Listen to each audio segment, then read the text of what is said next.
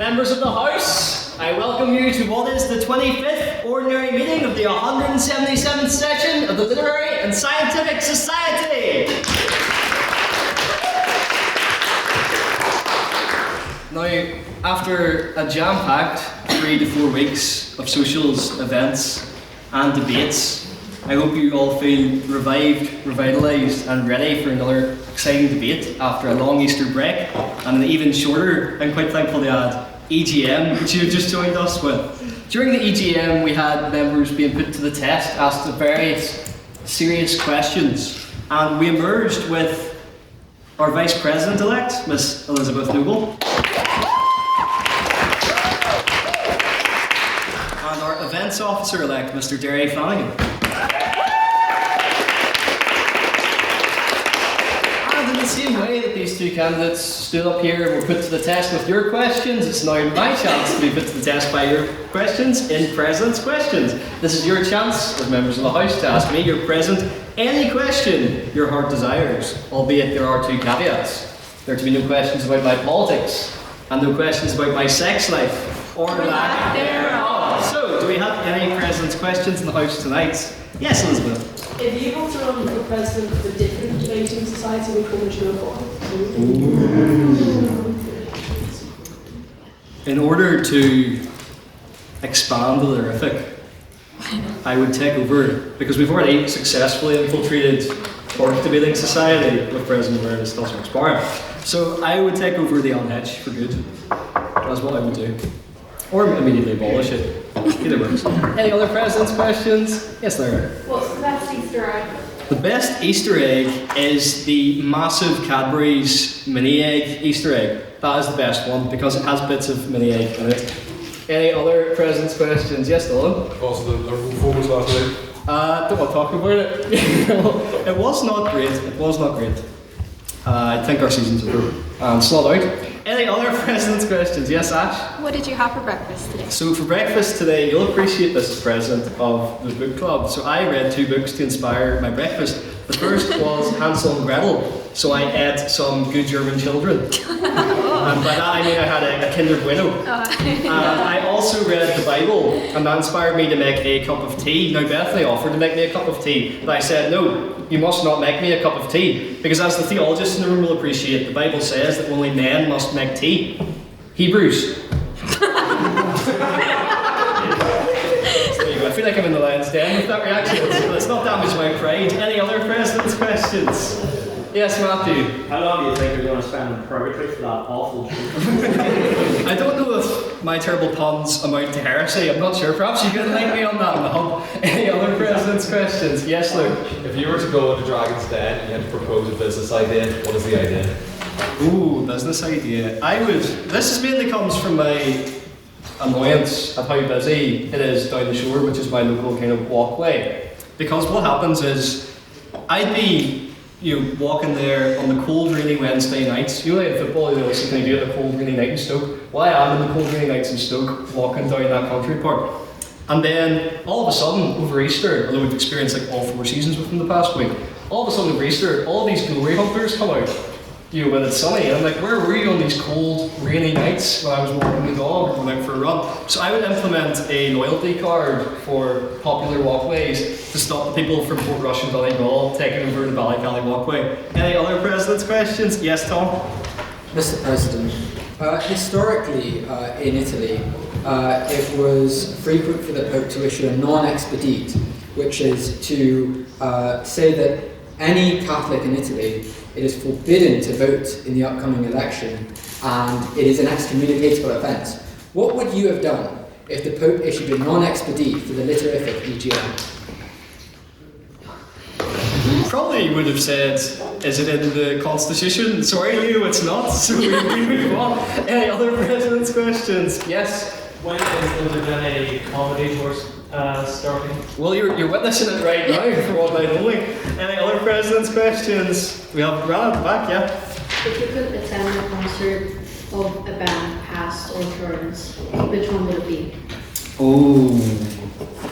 So the obvious answer for me is the Beatles, because I actually have a record player, and the first vinyl I got was from my granny Christmas time. It was the Beatles at the Hollywood Bowl. So it'd probably be that. Although one time I did try to buy tickets for The Who, and it was like some person online had just put them up on Facebook. It was a bit dodgy. They went by the username of Baba O'Reilly, and I bought them. And then the next thing I know, it turned out it was a scam and they were fake tickets. But I will say I won't be fooled again. Any other president's questions? Yes, Glenn. As I think was brought up last week, Kit Kat had 400,000 bars of chocolate stolen. If you could steal 400,000 bars of chocolate, what chocolate would you steal? Oh, that's a great question. What chocolate would I steal? 400,000. I would probably steal Cadbury's Dairy Milk, specifically the caramel one. That is my favourite hero, and that is the chocolate I would steal because that's a lifetime supply. Brilliant. Yes, Luke. So, as we were talking about Beatles earlier on, if you had to kick one of them out and replace them with yourself, who are you kicking out? If I had to kick, One of the Beatles out and replace with yourself, who's going? which instrument am I the least bad at of the four Beatles?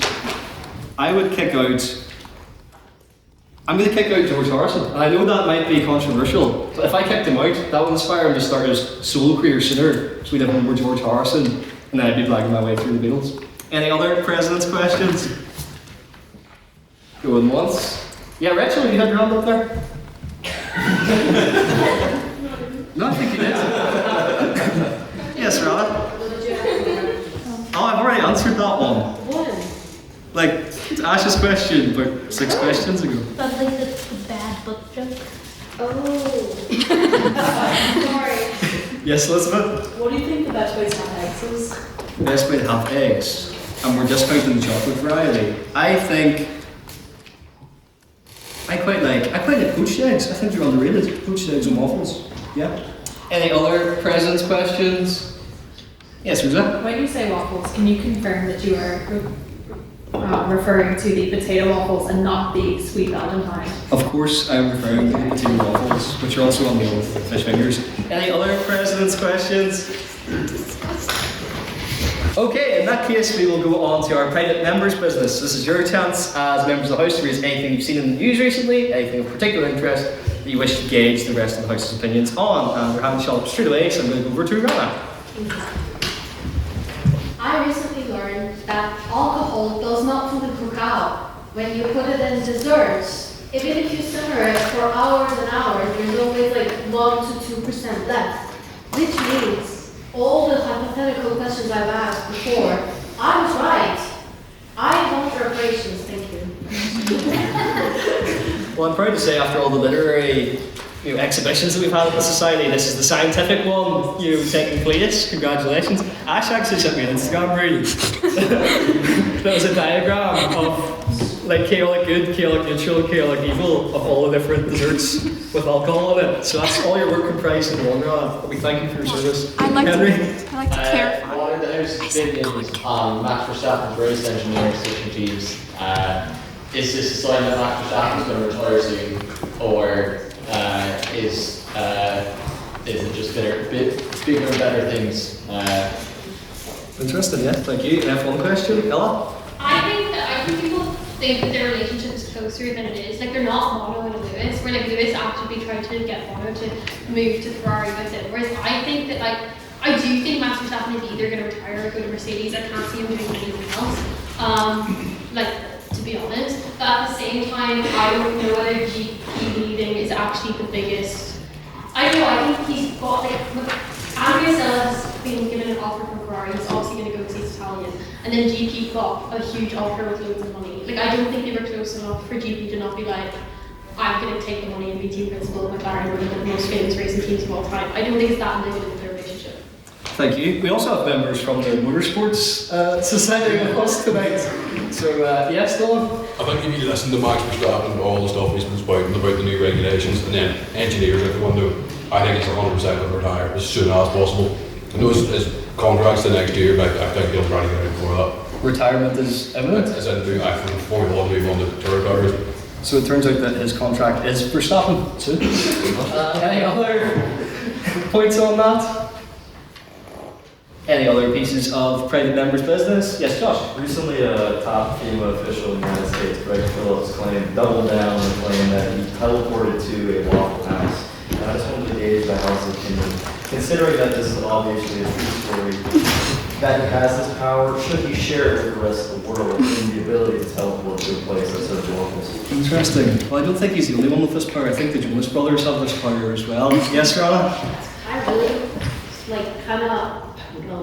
I really want to visit a Waffle House because I've heard that people fight in them all the time. I really want to see that. That's my, Thank you. Yes, Luke? I'm going to just repeat Rosa's question from earlier on. Is it potato waffles? Yes, enlightenment and then your point, Elliot.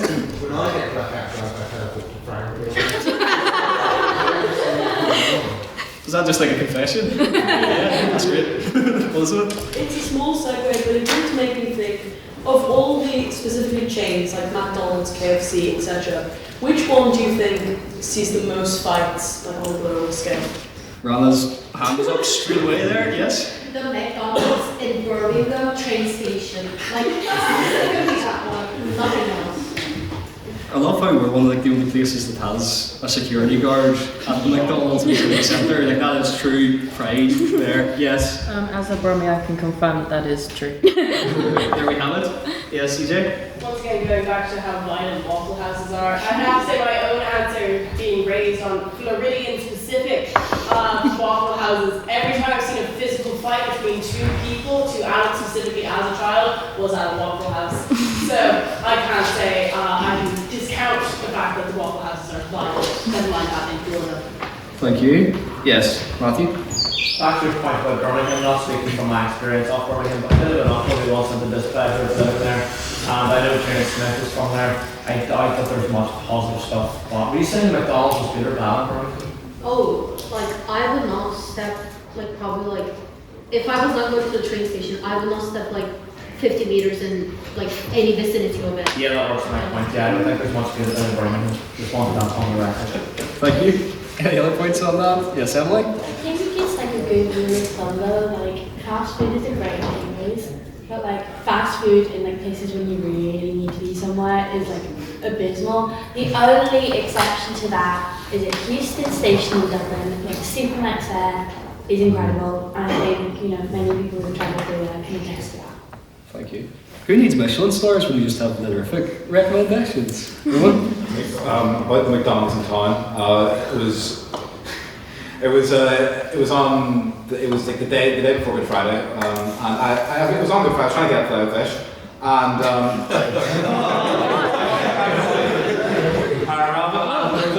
there was a thing. It was locked down because there was a woman that was clearly on something that was trying to break into the McDonald's, screaming at someone, trying to get into McDonald's, delaying my filet of fish for about 30 minutes. Cause like I was gonna go home and I was like, I need to have like the fish that's in the fridge, or I can have a filet of fish.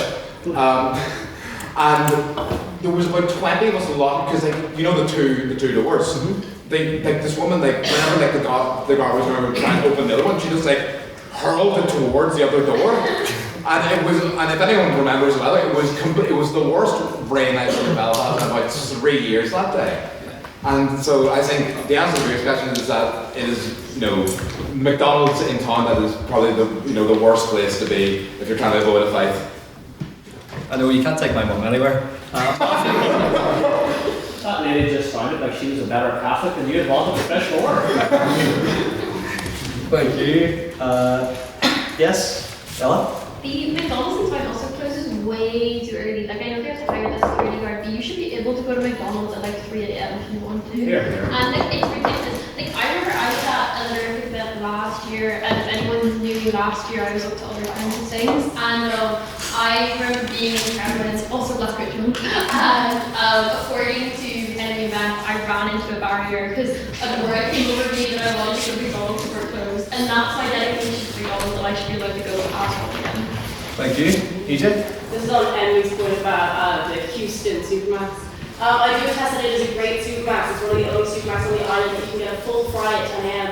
But notoriously, it is also the Supermax where one of the pigeons in the station found its way into the deep fat fryer.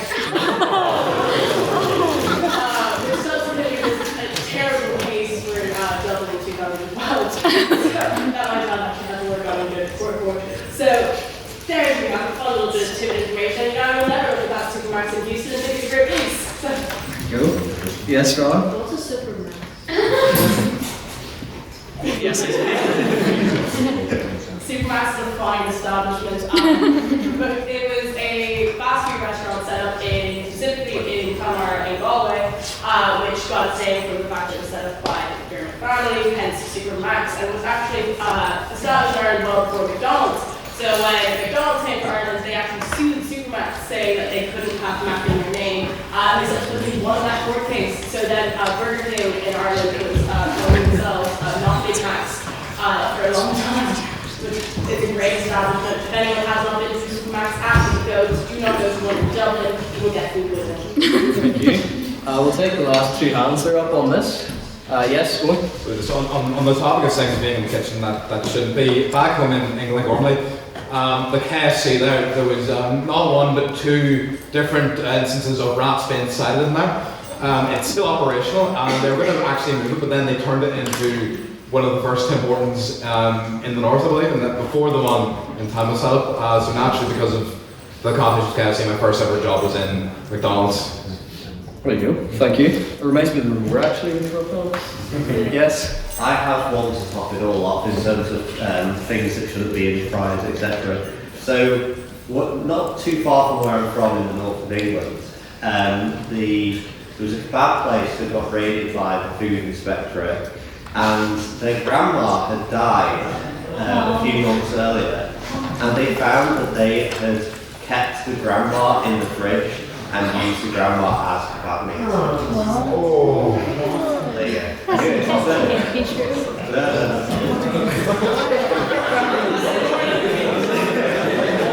Would anyone like to lift up the room? Yes, Ron, on the final point.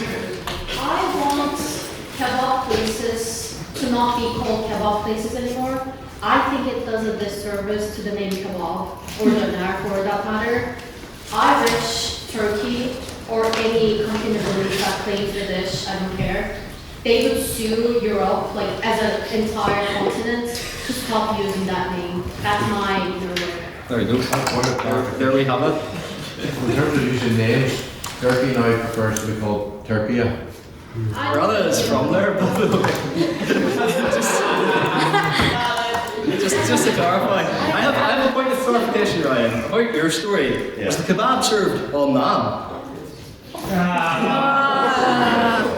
On that note, we will go over. Yes, okay, Nick. Okay, there's some good news even to lift the mood up a little bit. But it's been announced anyway that Lidl is beginning to build its first pub in the Lidl in Dundonald, Belfast. So, may I ask anyway? Cheap pints, let's go there after every debate. Perhaps not starting tonight, but there you go. That's one for, I suppose, social officer elect to consider for social next year. And on that, I would like to invite a surprise guest to read the minutes, Mr. Henry Reardon.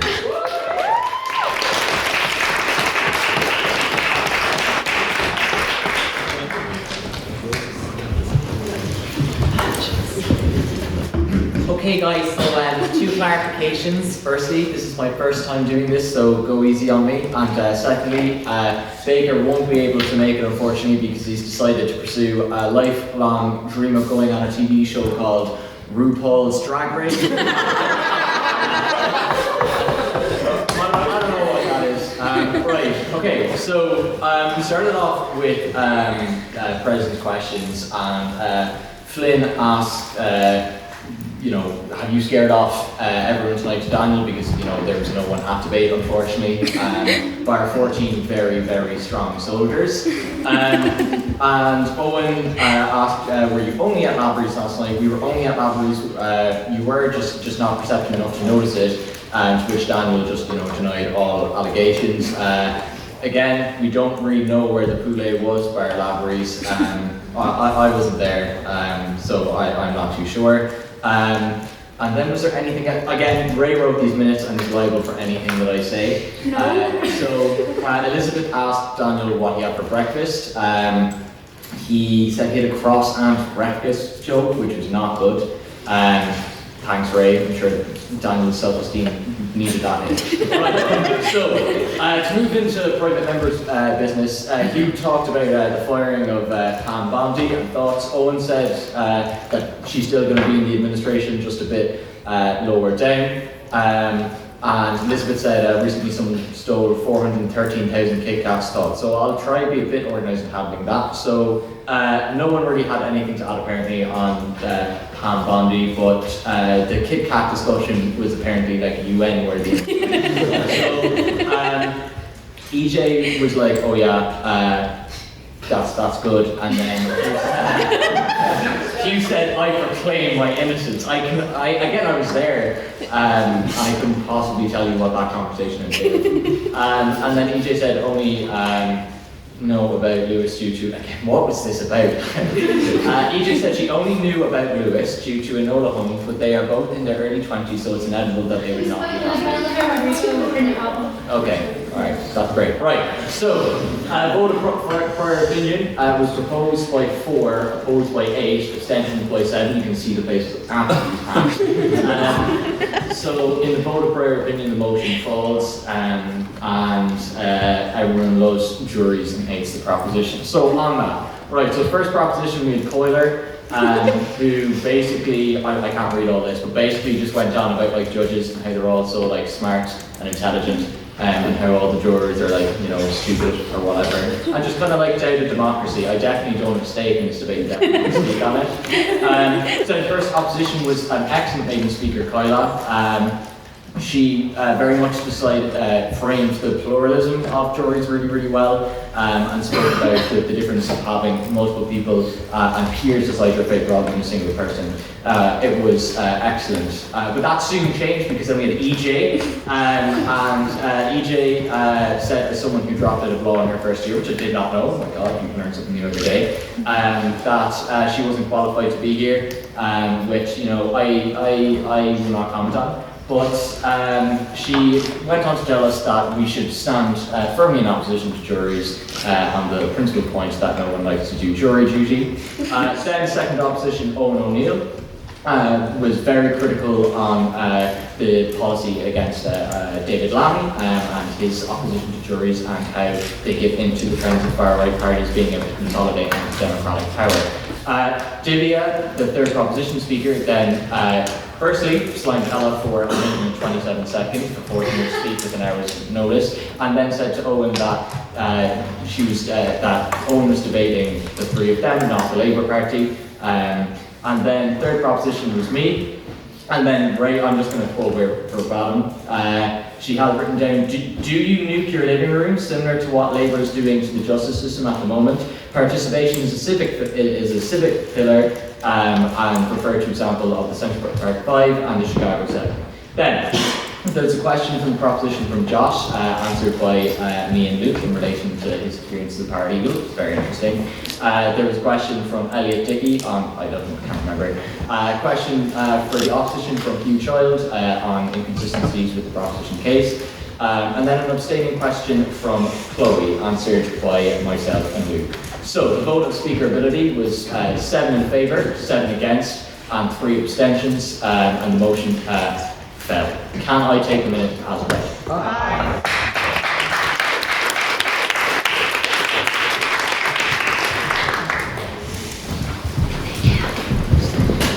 Thank you, Mr. Standing Secretary, for those 5 minutes. And now we are on to the main event of the night, our debate. To remind you all of the motion, it is this House would separate religion from politics as we carry out our vote on prior opinion. So, can I have all those who agree with that statement, that this House would separate religion from politics, to raise their hands now, please?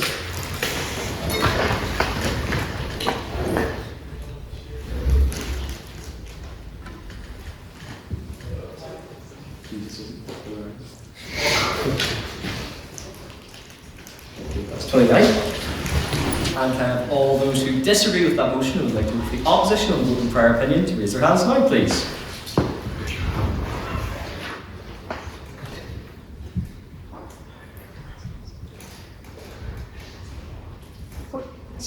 Fine.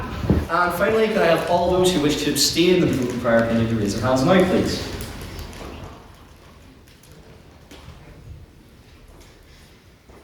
7, 8. Oh, 8. yes. Madam Vice President, please may I have the results from the vote on prior opinion? Yes, with 29 votes for the proposition, 16 votes for the opposition, and 8 abstentions. The motion passes.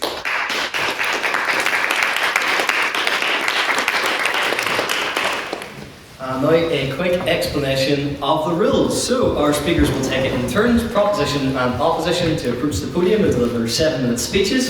The first minute of their speech and the last minute of their speech is protected time, as signified by the bell.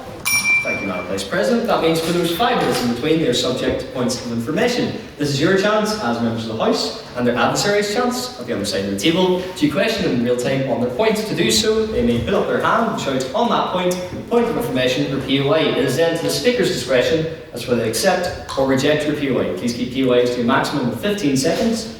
And please make sure to leave 15 seconds in between the POI being offered, otherwise you will suffer the wrath of my gavel. We also have a rule on swearing. Madam Vice President. Yes, so if you swear at any time during the debate or any time, you will owe the House a bottle of port. So we have a couple outstanding port fines. Baker, Jonathan, Elliot owes 1. Rana owes 1, and then Ella still owes 4. So please pay them before next week. Also, if you don't pay them, you won't be able to speak. Yes, and please join us next week as well, where we'll be enjoying those bottles of port for our debate. But without further ado, for tonight's excellent debate, I would like to invite to open the case for the proposition. Ash to the podium, please.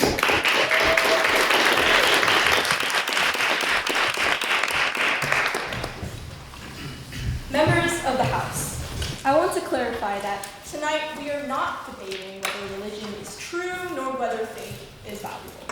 Those are profound and deeply personal questions, and they lie far beyond the scope of this debate.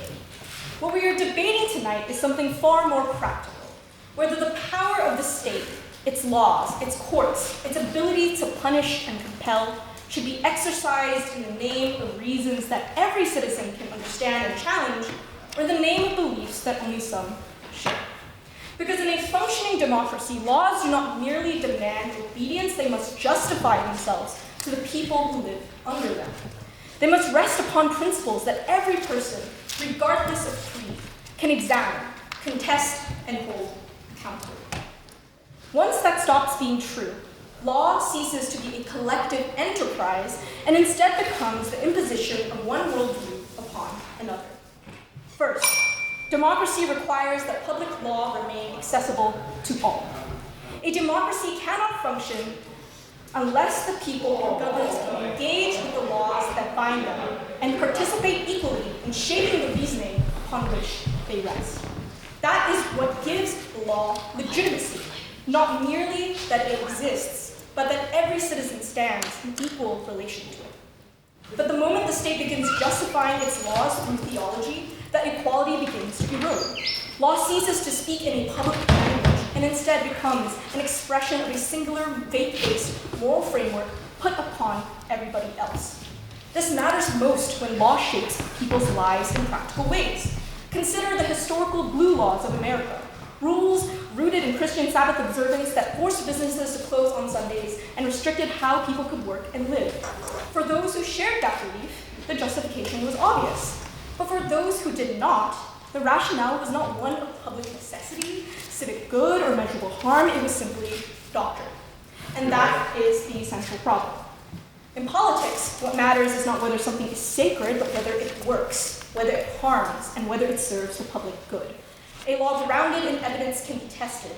A law grounded in outcomes can be refined, but a law grounded solely in divine command places itself beyond ordinary scrutiny. Democracy cannot endure if its laws are justified by reasons only some of its citizens can accept. On that point, sure. The entirety of Great Britain and Western values has been built on Judeo-Christian ethics, and this is a functioning democracy, Western society. What do you have to say to that? Yeah, well, I was going to touch on this, but I'll speak to it now. I know tonight that opposition may argue that people, whether a citizen or leader, cannot truly separate their personal beliefs from politics, and you're right, they shouldn't. But this is not what we ask by cleaving politics and religion apart. We ask instead for individuals to understand that while they are entitled to bring their values, convictions, and beliefs into public life, when those beliefs are used to justify laws that bind everyone, they must be translated into terms that all citizens can evaluate. This is not a restriction upon belief. This is a foundational requirement of fairness in a pluralistic democracy. Hope that answers your question. Coming back to what I was saying. Second, when law is justified by theology, injustice gains divine immunity with devastating consequences. The problem is not any one religion, it is what happens whenever any belief system is elevated beyond criticism and granted the force of law. Consider a young girl in Afghanistan who was denied an education because religious authorities declare it improper. She cannot appeal to evidence, cannot argue outcomes, and cannot meaningfully challenge the decision because the law is not justified in terms she can contest. The matter has already been declared settled by doctrine. Once law is justified by divine authority, disagreement is no longer simply disagreement, it is blasphemous. It is sacrilege. Dissent is colored not as political resistance, but moral transgression. By contrast, secular law remains open to revision precisely because it rests upon infallibility, but not upon infallibility, but human judgment. It can be challenged, amended, and improved when it fails. That flexibility is what protects citizens, especially those in vulnerable or minority positions, from permanent oppression. This is our central point on proposition, that when theology becomes the basis of law, it transforms political power into something more dangerous, power that claims not merely authority, but righteousness. For proposition does not merely protect the non-believer, it protects the believer too, perhaps most of all. Because when the state speaks in the name of faith, faith itself is corrupted. Faith is meant to be chosen. It is personal, voluntary, and only meaningful precisely because it is freely given. The moment belief is backed by the force of the state, faith ceases to be freely laid upon the altar of conscience and becomes obedience demanded by earthly power. And I'll put my own agnosticism aside to speak directly to the many followers of Christ in this room. Even religious leaders chosen by God and devoted in heart can be led astray when their authority becomes entwined with the force of the state. Instead of shepherding their flock towards God, they are drawn into the orbit of earthly power. What was meant to be a free offering of the soul becomes faith molded by the demands of authority, performed to maintain position rather than follow conscience. Words once inspired by the Spirit risk becoming instruments of authority, hollowed of devotion, sanctifying the will of man rather than the will of God. Christian scripture, too, wisely recognizes a distinction between spiritual devotion and earthly authority. In the Gospel of Matthew 22:21, Christ faces a trap laid by the Pharisees and Herodians and replies, "Render unto Caesar the things that are Caesar's and unto God the things that are God's." In doing so, he distinguishes civil authority from divine obligation and implies that faith and politics occupy different spheres and demand different loyalties. It consolidates our contention that politics ultimately creates incentives that faith was never meant to answer to, allowing leaders to wield religion not for what is right, but what is personally useful or advantageous. This house would separate religion from politics so that our shared life is guided not by divine decree, but by reasons that every citizen can hold and mold, so that power is answers to the people, and faith remains true to the will of God and not of man. Thank you.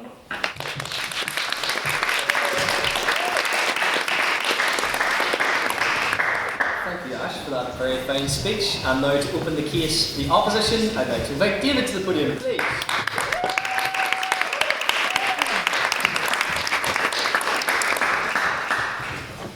Ladies and gentlemen, it is great to be back here once again at the Literific. In starting the case for the opposition, I want to put forward a moderate but also sensible case that raises the risks and harms of achieving complete separation of faith from politics. My opposition case is a case for tolerance of all views, indicating that irrespective of background, that no one is neutral. We must first recognise, of course, what is politics. The Cambridge Dictionary defines politics as such: the activities of the government, members of lawmaking organisations, or people who try to influence the way a country is governed. To this I say, let the best worldview win. The point of a democratic system is a fair competition of different ideas to garner support from the people. Banishing certain points of view from public debate that are easily classed as mainstream and present in broader society excludes much of a population from expressing a view to the same extent as others. For as long as there are people who see value in religion, it deserves a place in public debate.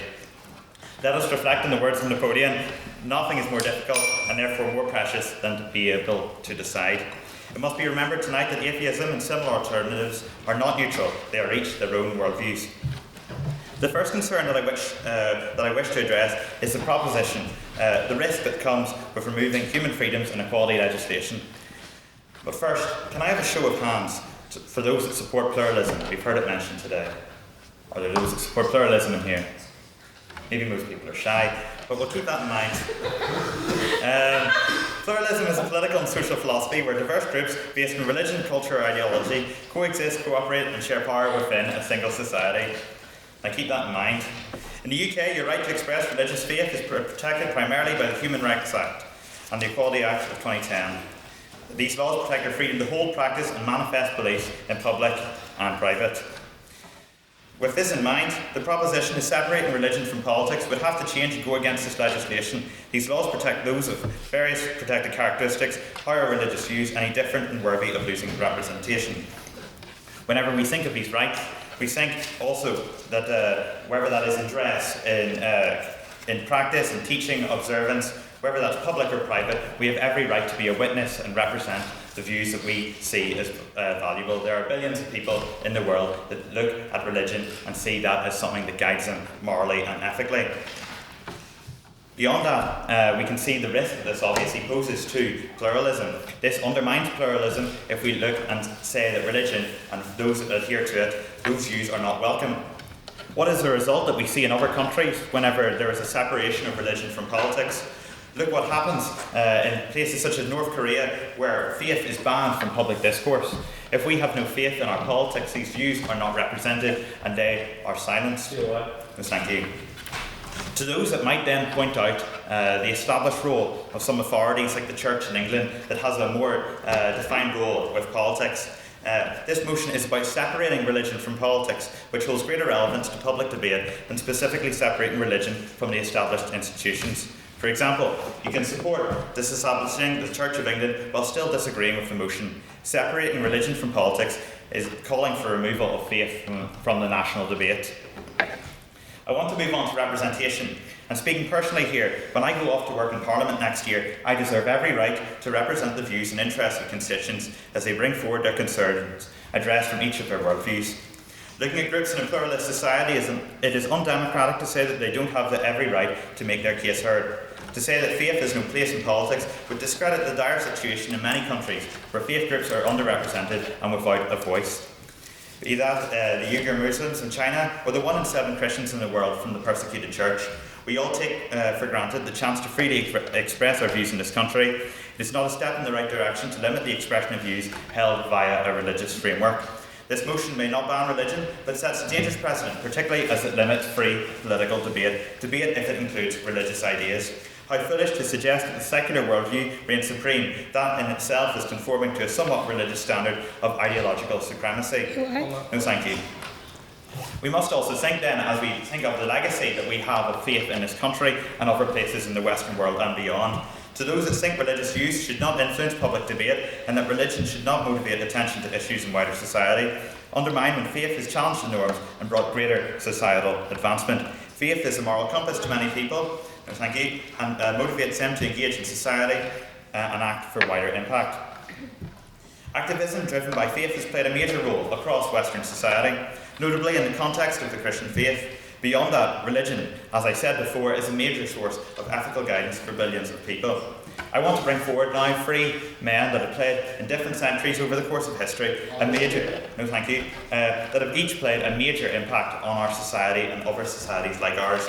Firstly, I'd like to bring forward the name William Tyndale. For those that know him and his famous words in The Preacher and the Ploughboy, his religious motivation that every man, irrespective of background, man and woman, that is, would know the scripture of the Bible. This has had a profound impact and has led to major educational advancement that has affected how we are able to deliver today. Majorly moving us on as we think each to how important it is that everyone should freely access education, with many of the words coming from the King James Version Bible being some of the first words that could be found across the English language.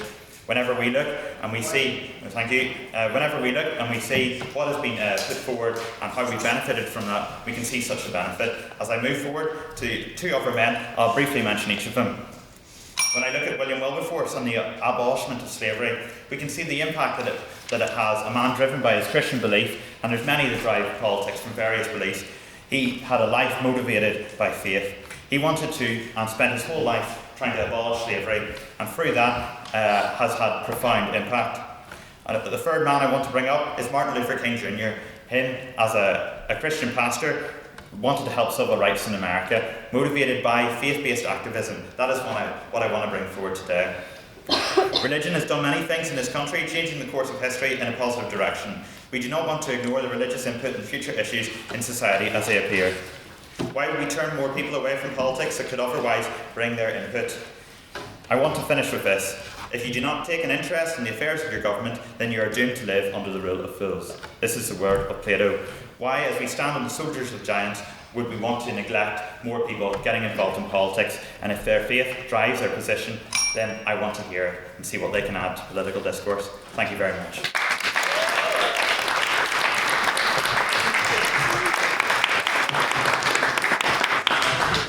David, for that very fine speech. I would now like to invite second proposition Liz to the podium, please.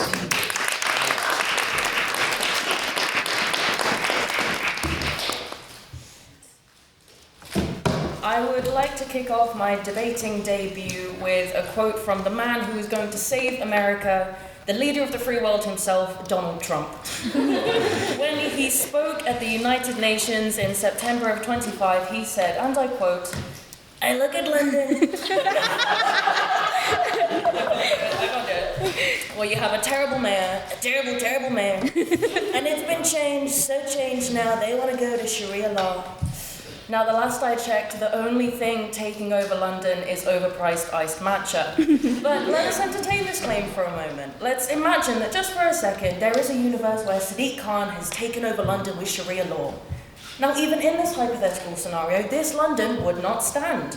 Why? Because laws in a democratic society must reflect the will and the composition of its people. In reality, Muslims only make around 15% of London's population. And this is a significant and valued part of the city's cultural identity, but it is not the majority. So imposing a single religious legal system on such a diverse population would not only just be unrealistic, it would be undemocratic. Because if we all agree that minority religion shouldn't dictate the laws of such diverse societies, then we also have to ask, why should any religion? Because Britain today is not the Britain of 100 years ago. According to the 2021 census, Christianity sits at about 46% of the population, and it is falling. And let's be honest, Christian means anything from daily mass to I participated in my school's nativity play. We are no longer in a single faith society. We are multicultural, we are multi-faith, and we are increasingly non-religious. We are as likely to meet someone who goes to mosque as someone who believes that their star sign dictates their entire personality. So the question then becomes, in a country this diverse, does it make sense for one religious tradition to have such an important role in politics? Now, don't get me wrong, religion has played an undeniable role in shaping the moral frameworks and the constitutional bodies of the UK. And this contribution should be acknowledged and respected. But this respect does not mean dominance. There is a difference between religious law and legislation. You can absolutely let your faith guide your life, but you should not automatically guide everyone else's. In a modern democracy, laws must be grounded in principles that are inclusive, that are adaptable, and representative of all its citizens. On that point? No thanks. Because the moment religion enters politics in a dominant way, the Bible stops becoming a religious text and it starts becoming a public rule book. And nowhere is this more relevant in our lovely home here in Northern Ireland. And now, we don't need to imagine what happens when religion and politics mix. For decades here, identity was split along religious lines, blah, blah, blah. I'm not going to lecture you about the troubles. Because the implications of religion and politics here are crystal clear. And what are these implications? It's conflict, it's division, it's generations of communities growing up, being defined not by who they were, but by what kind of church their parents took them to on a Sunday. On that point? Nope. Oh, you made me lose my place now. It turns out that when you mix religion and politics too closely, you don't get unity, you get car bombs. And that history should teach us something. Sorry. It should teach us that when political systems are tied too closely with religious identity, we risk excluding and dividing. When we talk about the future of Britain, we need to think carefully about what kind of society we want to build. Do we want one where laws are influenced by religious doctrine, or do we want one based on principles that everyone can follow, regardless of whether they go to church or temple, or whether they shop at Lidl instead of Tesco? On that point. No. Diverse societies mean different ideas, different ways of seeing the world. It means we're not stuck doing things just because it's the way we've always done them, which historically is not the strongest argument. But multiculturalism only works if the system itself is neutral. If the state claims to be based on one religion, it sends a message. It says, this belief matters more. These people matter more. And in a society as diverse as ours, that's not just unfair, it is unsustainable. Separating religion from politics does not mean we remove religion from society. We are protecting religion. It ensures that no one's beliefs are imposed on others, that Sadiq Khan can't rule London by Sharia law, and it means that everyone has the freedom to practice or not to practice whatever they choose, because in a democracy, legitimacy does not come from scripture, it comes from consent. Consent is a lot harder to get if people feel that the rules were written by somebody else's beliefs. So when we hear the phrase Christian values as the foundation of Britain, we should pause. Not because those values are bad, but because they're not exclusive. Values like kindness and equality, liberation, they don't belong to Christianity in the same way they don't belong to Judaism or Islam. They belong to everyone. The separation of religion and politics is not radical, it is practical. It recognizes the reality of who we are today, which is a diverse, evolving, and let's be honest, unlikely to agree on anything unanimously anyway, but that is okay. Because democracy isn't about everyone agreeing, it's about creating a system where people feel that they can live together fairly. So let us build this political system that reflects all of us and not just some of us. And let's ensure that belief remains a personal freedom and not a political requirement. The removal of religion from politics ensures that no single belief can dominate others. We would be protecting minority voices, and we would be allowing individuals to coexist peacefully even when we fundamentally disagree. On that point. And most importantly, we would be reflecting the reality of the society that we live in today, which is diverse, we are evolving, and we cannot live in a society, and we should not live in a society that is governed by the values of one group alone. Because when one belief becomes law for everyone, we stop becoming a democracy.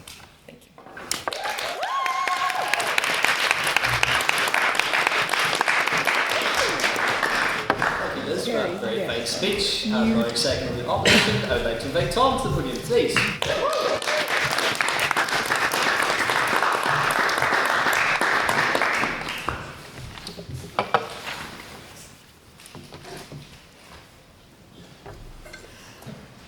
Mr. President, ladies and gentlemen, good evening.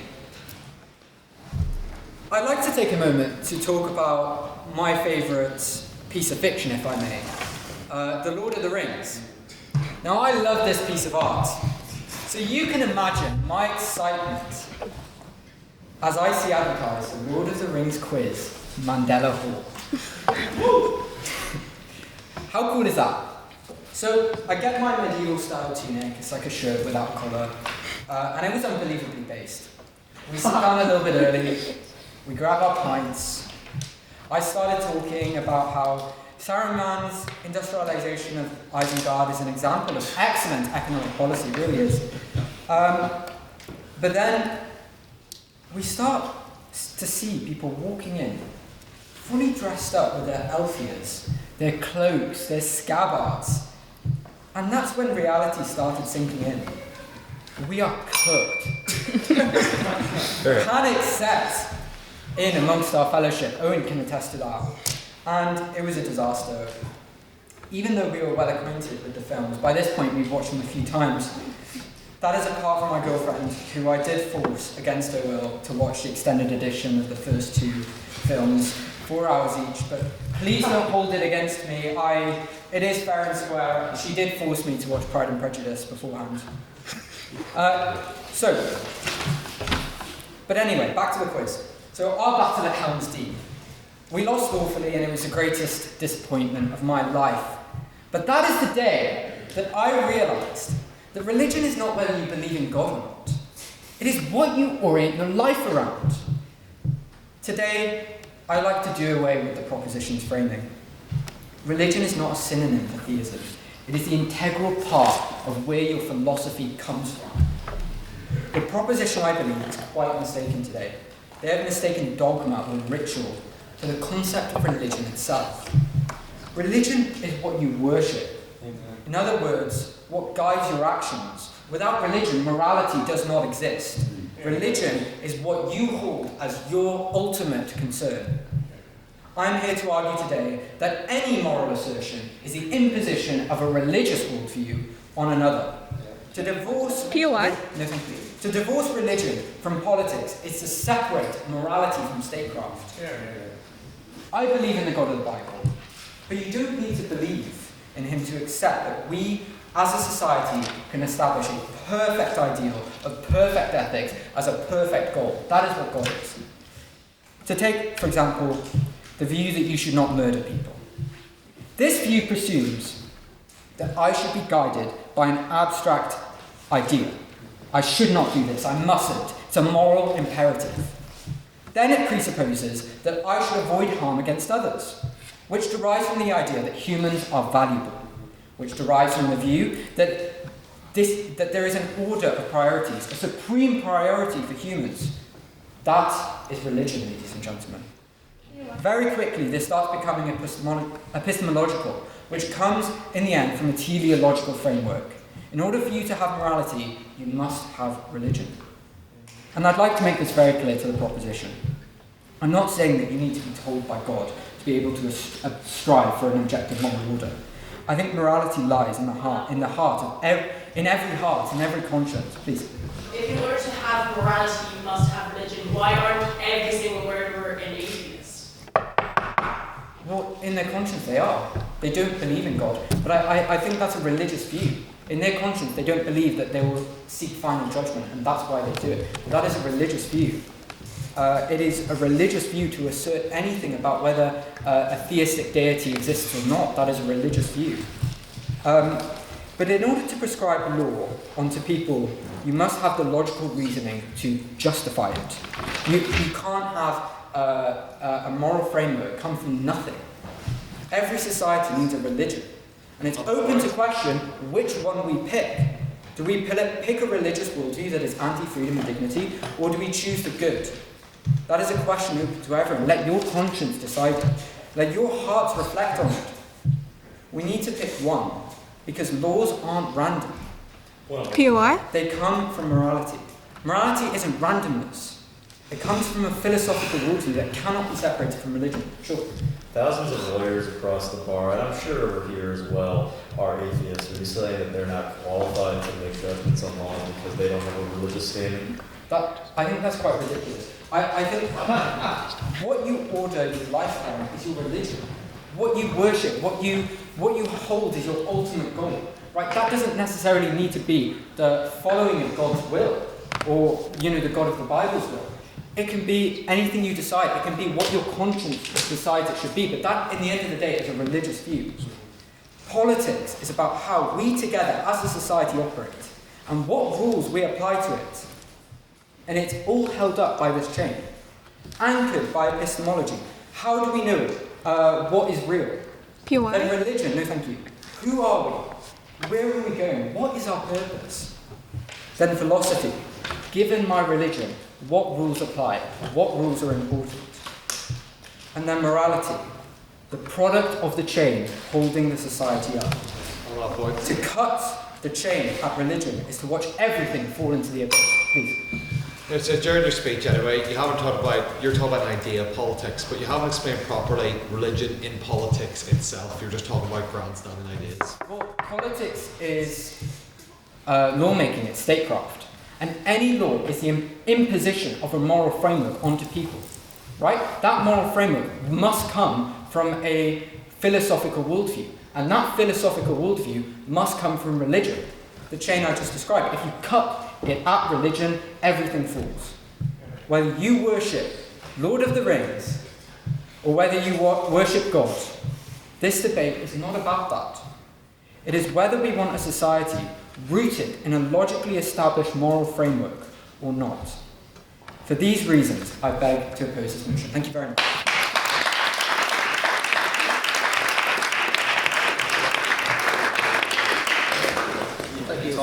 very fine speech. I would now like to invite third in the proposition, William, to the podium, please.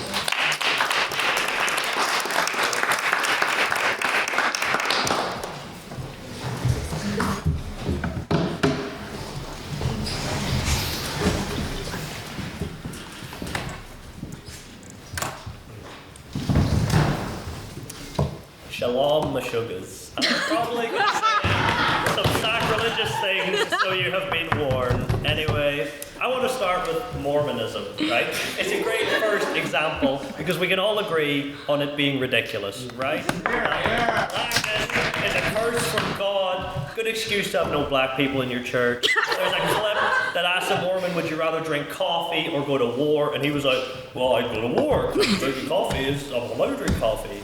Like that's nuts, right?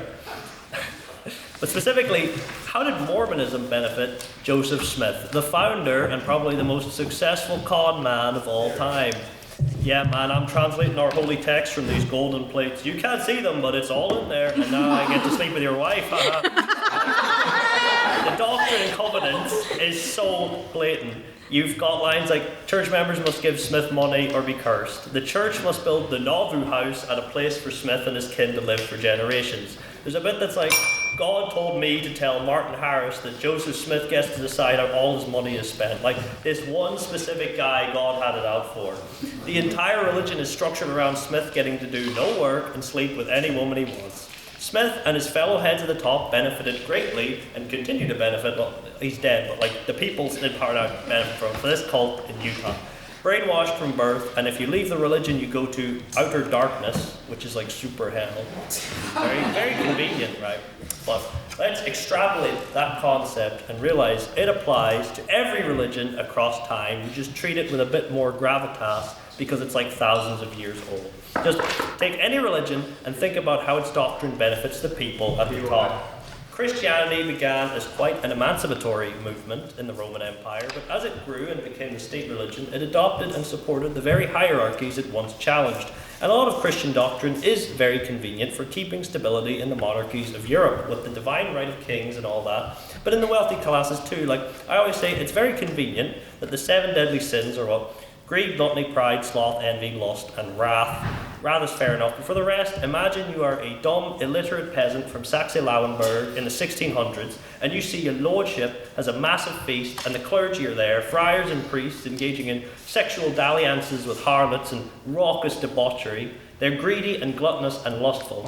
But it's a sin for me to be jealous, envy, and I can't go against them, that's wrath. And they haven't done anything directly to me. And it's all good because pride, seen as the opposite of humility, which is the virtue, you know, it's good to be happy with your lot in life. And hey, I live a pious life, and after all this crap, I get to go to the golden land in heaven, and they get to burn in hell.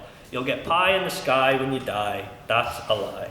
It's very convenient that this whole system of belief keeps the unwashed masses you need to till the fields docile and you cushy. And especially when all the Bibles were in Latin, it was very golden plates, Kaur. Yeah, here's the word of the Lord, but only I can read it, and also if you try to leave, you burn in hell for all eternity.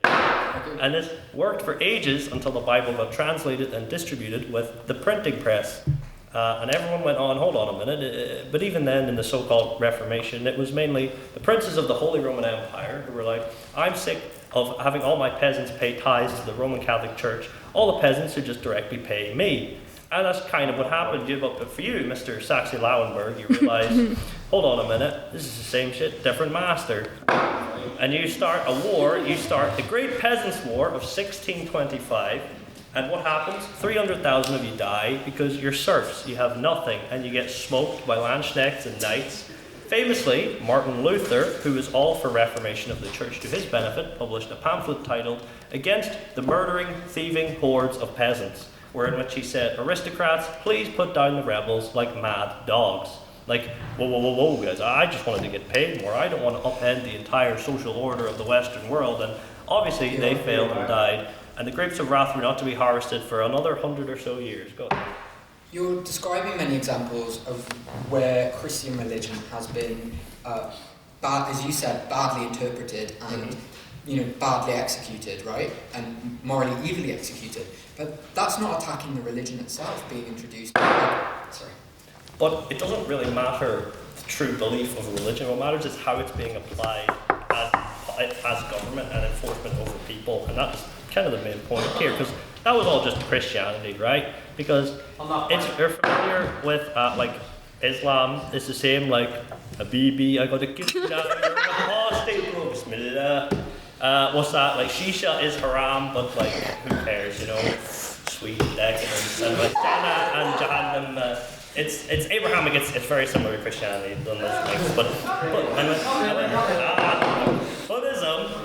Buddhism has reincarnation. Again, very convenient if all your peasants live crap lives. Well, good behavior will be rewarded in the next, and I'll escape samsara.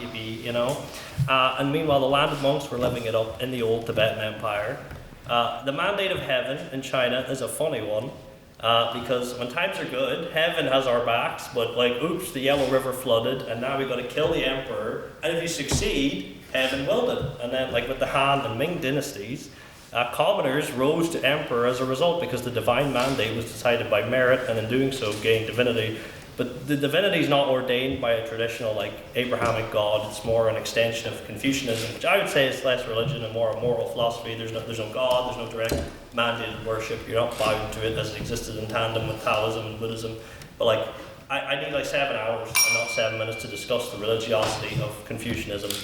The point is, in history, religion has been an excuse for the opportunistic to either seek power or cement their already held power. It's not to say religious beliefs are inherently negatives. If that's what you need to have a moral framework and to stop you from killing or stealing from me for no reason, go ahead. And while, of course, religious beliefs do affect our politics, you know, our laws and moral frameworks are biased through a Christian lens. It is very important that it is kept as far from state enforcement as possible. You know, we can tell Keir Starmer if he has lost the mandate of heaven, but we cannot if he has the divine right of kings. While church and state were married, Europeans killed each other in the millions for hundreds of years, and nowadays we don't really do that, so I would say keep it separate. Ultimately, society is run by humans, imperfect beings, and when we make mistakes, I want accountability to be possible on earth and not to an unfalsifiable existence in the sky. Wanting your religious doctrine enshrined in law makes you either a 1652 Saxe-Lauenburg peasant or a Joseph Smith, depending on how much it benefits you, and neither should be anywhere near politics. Amen.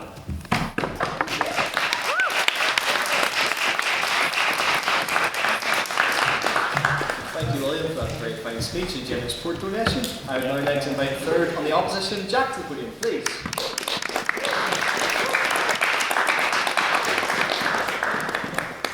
Thank you. I think we've slightly misjudged the premise of this debate this evening. It's about whether we would separate religion from politics, not whether religion itself is a force from good. I think, in fact, the third speaker's speech actually conceded that it is totally and utterly impossible to remove religion from politics, because throughout history it has been an abiding factor, whether for good or for bad. I envisage that those poised against the integration of politics and religion on this side, their view may be derivative from a sincerely held belief that where religion has governed, grievance has emerged. Though this claim could be reviewed case by case, it's not the object of this debate, and it would take us a considerable length of time. It is an oddity that in the sense that secularism and the new atheism which spearheads it is also a belief system too. It's a new religion, if you will. In asking society to cleanse its politics of the most ancient tradition, religion, to make way for an alternative, what secularism is actually asking us to do is to replace the worship of one God with another. PY. No, thank you. A golden calf, if you like. My view, you'll be surprised to learn, is in contradiction to this. I'm reluctant to descend into a full-scale assessment of the feasibility of secularism as opposed to religion, as I've actually done that a year and a half ago. However, Rowan Williams' response to the aggressive secularism and new atheists and their allies in their campaigns in the French style of programmatic secularism, he says, in which any and every public manifestation of any particular religious allegiance is to be ironed out so that everyone may share a clear public loyalty to the state, unclouded by private convictions, and any sign of those private convictions are rigorously banned from public space. Just look at how we're now arresting people for praying outside abortion clinics. Despite the domestic agreements and minor rows, a full-scale divorce between religion and politics would result in a scene reminiscent only of Henry VIII and Catherine of Aragon. It would be absolutely catastrophic. The second speaker mentioned how once scripture is brought into the state that there is no legitimacy whilst wearing a Che Guevara t-shirt, with executions, imprisonment without trial, betrayed legal rights, opposed a liberal democracy and free speech, and had a one-party system and operated on encouraging violent uprising. The other godless society known for its particular gripe with religion is that of Joseph Stalin's USSR, when he launched his godless 5-year plan and his holy war of murder and destruction. In 1937, 50% of those in the USSR were Christian. In the same year, 85,000 Orthodox Catholic priests were murdered. A total of 10 to 20 million people in the USSR suffered as a result of their religion. No thank you, no thank you. I have a dear friend, Marcus Walker, the rector of St. Bartholomew the Great in London, and when speaking on the interwoven relationship between the Anglican Church and the nation, he said the following: "The relationship between the Church of England and England itself is an intense and complex one. It is historical, emotional. It is seen in the great events of the nation. Contrary to the second speaker, the coronation begins with, or ends rather, with an oath for the king or queen to God. It is seen in the food banks and the country pubs of the nation. It is intimately involved in the politics of our nation. It's written in the literature. It is heard in the music of our nation, and it's seen in the arts. In short, to borrow from the late Queen, it is, and I quote, woven into the fabric of this country. And this is true culturally perhaps more than anything else." Marcus was very correct. The state cannot be neutral when it is fundamentally built by Christians. It's impossible, but that doesn't just restrict to the United Kingdom itself. It's true across most states in the world. The religion doesn't always necessitate the public manifestation of a belief, but it does bear a symbolic, historical and cultural significance that cannot be unwritten from our past in the United Kingdom, or indeed in Ireland, or that of most of Europe. Look how that plays out in Great Britain after 1689 and the adoption of Protestantism. The French wallowed in superstition, thus the English felt the need to enjoy true religion. That is politics at play at the highest level. The same was the case in 1789 with the French Revolution, and 1793, and the arguments of Catholic emancipation in 98, and the Acts of Union conversations in 1800-1801, all to do with state religion. Roger Scruton offers an insightful definition of what religion is, denying that it's a few abstract metaphysical propositions. Religion is a way of life involving customs and ceremonies that validate what matter to us and which reinforce the attachments by which we live. It is both a faith, and a form of membership in which the destiny of the individual is bound up with that of a community.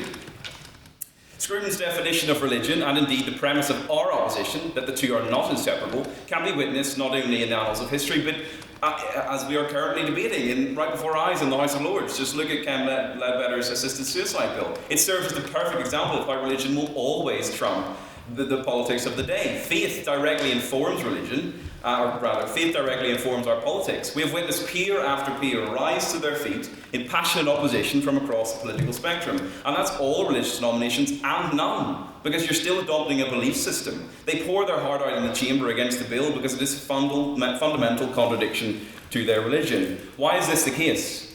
Ash, you did mention that faith is a distinction from religion, and I appreciate that, but faith and works are intertwined. It's very difficult to have a faith that is inactive without having works from a religion that inform how you look at the world. Faith is not simply subscribing to a list of doctrines as though ticking the boxes of a questionnaire. Faith and works take on their religious character when they fill the soul. It reaffirms... yes, sorry. You understand, though, that there's an epistemological difference between faith-based knowledge and non-faith-based knowledge, because one can be contested and one cannot. Sure, and there is and I appreciate the sincerity from which you're coming at that, but the second speaker opened with a reference to Trump, which is already a direct contradiction of what you're saying, because it's drawing on a personal faith. We're trying to distinguish between faith and religion as a whole would take us a lot longer than in my case, 50 seconds. But it reaffirms my initial point. It's impossible to divorce religion from politics because religion must always supersede the political allegiance of a politician. Just look at Northern Ireland.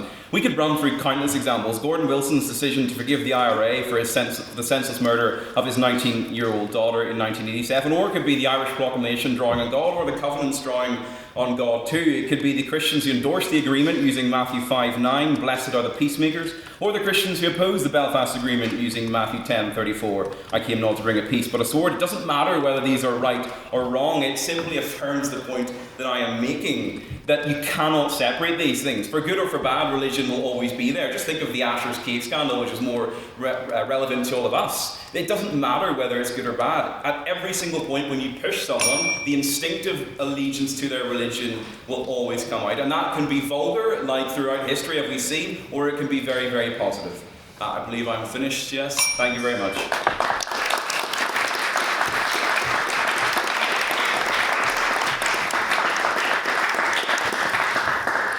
Thanks to Jack for that very fine speech. And now to close the case for the proposition, I'd like to invite Rosa to the podium, please.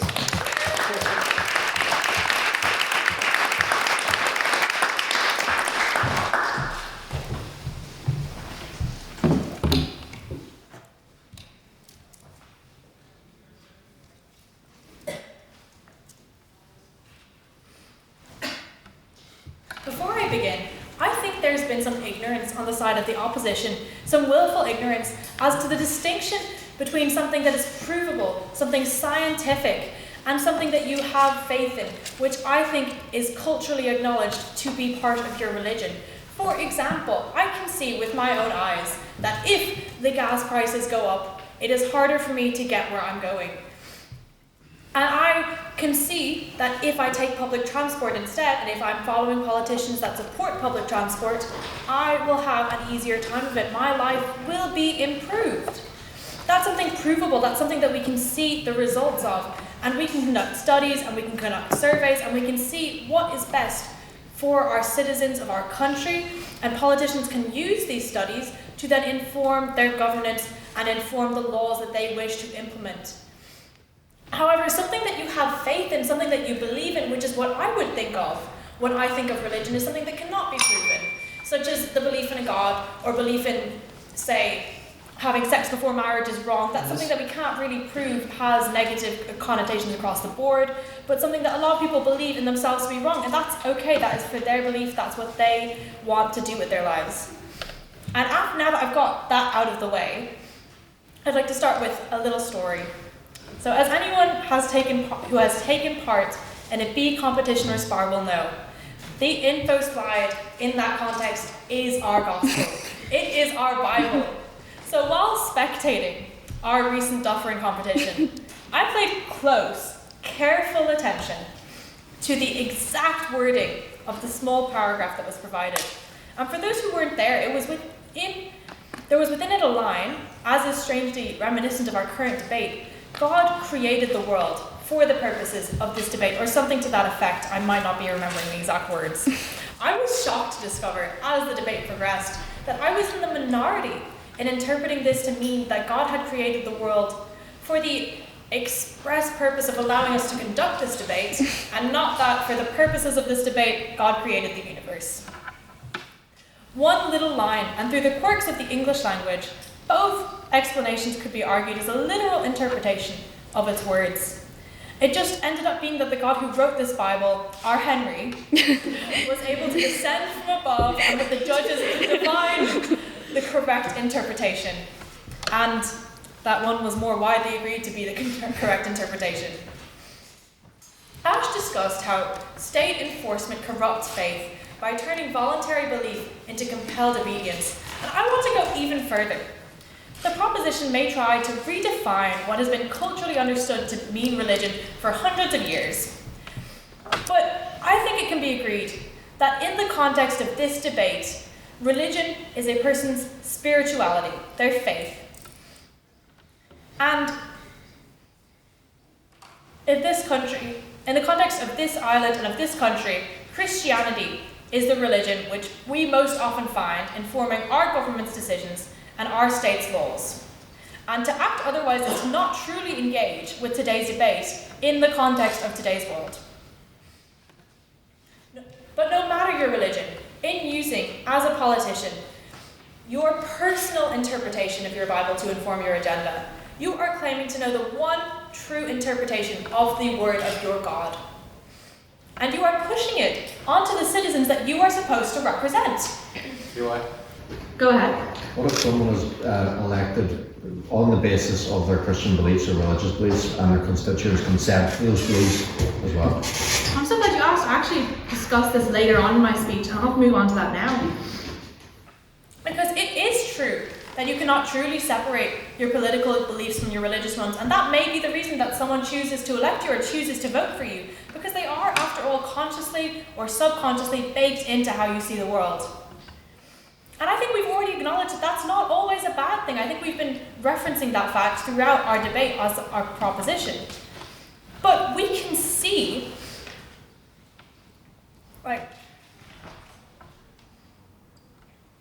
that there are many, many cases wherein the alliance of church and state has historically not meant good things for many people around the world. The alliance of church and state, when without any kind of acknowledgement of a bias that you internally hold from your religion, or from your faith, or from your beliefs, you can cause certain issues, specifically for, I think, women or those with homosexual tendencies, such as myself. Nor incredible things for Catholics here in the North, nor for those who are a part of any religious minority, really, anywhere they are in the world. We can look at how, despite my parents' personal beliefs or wishes for how to raise myself and my siblings, in the area we were in, we had to be baptized to have a hope of getting into a good primary school. Or we can look at how the Magdalene laundries, run by 4 Catholic religious orders, within them, girls and women were imprisoned and forced to carry out unpaid labor, largely by state actors. Or the horrific child abuse cases associated with the Catholic institutions that went often swept under the rug. Or we can look across the world, as William has, to places where religion has been used to the detriment of the citizens of their countries, or to Afghanistan, as Ash has, where girls were prevented from going to school under the justification that it was a belief, a fundamentalist interpretation of their religion. Is that morally correct? Is that something that we think benefits society in any way? Is that something that we can prove has helped society, preventing these young women from going to school and getting an education? I think not. I think that, frankly, to act as if being voted in or being able to be justified through your religion is not something that we should allow to inform our societies. A Hindu belief that no religion teaches the only way to salvation above all others, but that all genuine paths are facets of God's light, deserving tolerance and understanding, is one which I think, in particular, holds immense value in the context of this debate. Because we have to acknowledge all our religions within our society and everyone's beliefs with an acknowledgement of our own biases and the lens through which we see the world. Thank you.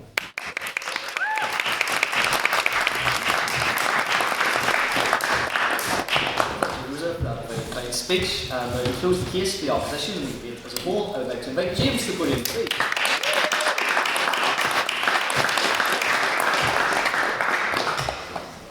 Good evening, everyone. So, as I say, the initial vote didn't bother me at all because I'm a descendant of the Huguenots, so you might say I'm used to fighting hopeless causes. But anyway, 2 questions I want you to keep in mind. So what? And by what standard? 2 questions, keeping them in mind. Across the water and across the pond, to our wee country to a lesser extent, we've seen a generation sort of a rise out of secularism, and we've seen some of the fruit of that. Progressive ideology has caused young men to lament their core identity, religion, sex, race, and so on, and nation, and demand that these things be set aside in the interest of inclusivism. In other words, the proposition is saying that we must separate religion from politics, and that's saying that us Christians should not engage as Christians in politics, which is, of course, exclusive. If that doesn't make sense to you, it doesn't make sense to me either. The myth of neutrality. Tonight is a spiritual battle The proposition is against Christ and his word, and therefore do not want to recognise his authority over them as individuals and by extension the political realm. The Bible makes claims concerning Christ and his authority. The early church was persecuted because they refused to say Caesar is Lord, instead confessing Jesus Christos, Jesus is Lord. The reason Caesar had a problem with Christians was that he recognised that they were a threat to his ultimate authority. The proposition tonight will make their case and have made in the assumption that they can create a neutral zone where we can set aside our worldviews and presuppositions and all get along. However, this is impossible. Hence, I will be making the case for not separating religion from politics based upon the impossibility of the contrary. Tonight, on my side, we're standing on a worldview foundation, and so is the other side. On our side, we're standing on the triune God who has revealed himself in Holy Scripture through the apostles and prophets. This is our presupposition, our pre-beliefs that we take into the world with us to make sense of it. As C.S. Lewis said, "And I believe in Christianity as I believe in the sun has risen, not because only I see it, but because by it I see everything else." The other side also has worldview commitments. Secularism has a view of origins, how we all got here, it is sacraments, practices seen as sacred, and it has in eschatology a view of how all things will end, the climate crisis and so on. Secularists often fret, we've heard some of that, at the idea of imposing one's morality on another person. They don't seem to see how they want to impose their morality upon us. Both sides want to impose a morality. To say that religion should be separate from politics is to say that God should be separate from politics, which is to impose a godless ideology on me and the other Christians in here. Secularism even has blasphemy laws. I can very much get arrested in a few minutes just by going outside and saying a few things. A school teacher who acknowledges basic reality can get arrested because he says to a boy who thinks he's a girl that he is in fact a boy. He will be taken up on the charge of heresy or blasphemy against the idols of our age. Douglas Wilson said, if there is no absolute authority outside the system, then the contingent authority within the system has become functionally absolute. It is not and cannot be absolute, but they can try and act like it is. In short, if there is no absolute above the state, then the state becomes the absolute. In blunter terms, if there is no God above the state, then the state is God. This is to say that the issue tonight is not whether, but which. It is not a question of if religion will influence our politics, but rather which. A morality will be imposed. All societies are moral agents. Politics may be defined as legislative morality, but where does our morality come from? From a biblical worldview, our morals were grounded upon and are grounded upon the character of God revealed in His Word. We are made in His image, and therefore we are meant to reflect Him. Lying is wrong because God's not a liar. Stealing is wrong because God is not a thief. You get the idea. Forgive me as I quote the Declaration of Independence as a staunch Brit, but we are endowed by our Creator with certain inalienable rights, and among them are life, liberty, and property. But under secularism, there is no Creator, and hence there are no human rights, for they are grounded in the God who made us. Caesar then sees an opportunity to fulfill that job opening. We have seen the consequences of a nation that believes itself to be the definer of the rights of individuals, which any example of a quote religious conflict does not even begin to amount to in severity. We've seen the consequences of secularism in our own society. Previous generations can be forgiven for believing this myth of neutrality because they survived on the benefits of the Christian society that built the society around them, but since they've been hijacked now, we're thoroughly into clown world. We no longer know what boys and girls are. It is Christ or chaos. The reason we are here is that secularism is not congruent with human flourishing. It is an attempt to live contrary to the world that you're in, which is God's world. Proverbs 1:7 says, "The fear of the Lord is the beginning of knowledge, fools despise wisdom and instruction." Secular politics is self-refuting, because to engage in politics is to seek to justify moral claims. To justify any moral claim whatsoever, there must be an objective, meaning that it is true whether I like it or not, universal, applies to all people, and unchanging standard of morality. There is no ultimate justification for any moral claim in a secularist worldview. The best they can give you is preference, but your preference is not binding on anyone else. The idea of political debate cannot be accounted for in a secularist worldview. Arguing for what the common good is makes no sense under your presuppositions if there is no such thing as an objective standard of right and wrong. Hence, the proposition cannot account for this debate tonight. 1 minute? Yep. Okay. I am not saying that they do not make moral claims, because of course they have, and they do. However, I'm saying they cannot justify them. 2 questions I want you to keep in mind. By what standard, and so what? Religion has been used to oppress minorities and poverty. So what? Our ancestors were fish. We live in a purposeless universe that didn't have us in mind. Man descended from apes, therefore we must love one another, is not a worldview that can provide the preconditions for intelligibility, and hence cannot make any moral claim or justify any moral claim. Clumps of cells banging into other clumps of cells isn't a problem in a secularist worldview, but there's a solution. We've seen the collapse of our society, we're seeing the collapse of our society, and I offer the solution, and that is repent. As a voice in the wilderness once said, we must turn back to God and to His word. As Psalm 2 says, kiss the Son, lest He be angry, and you perish in the way. Blessed are all those who take refuge in Him. Amen.